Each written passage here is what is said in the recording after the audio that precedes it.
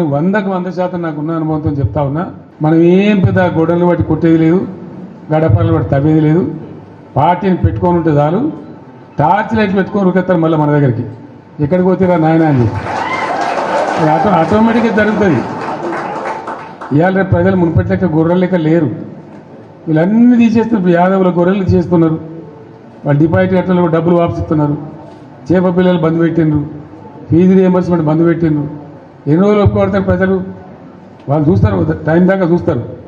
ఉన్నాయన్నీ ఎత్తేసి మేము 1కి 2 ఇస్తామని 2కు 4 ఇస్తామని నరికి అసలు మోసం తెచ్చినట్టు ఉన్నాయే పీక్ పారైతే ఇదేం అన్యాయం అని చెప్పి తప్పకుండా ఆల్రెడీ ఆలోచన చేస్తున్నారు.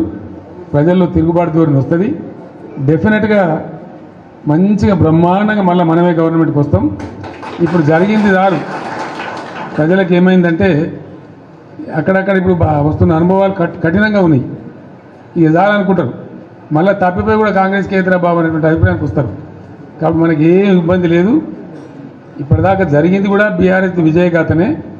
ఈ పీరియడ్లో కూడా మనం పనిచేస్తూ ఉండాలా, తోచినంతలో ప్రజలు ఎంబడి ఉండాలా, ప్రజల సమస్యల వాళ్ళు ఎంబడి ఉండి పోరాటం చేయాలా.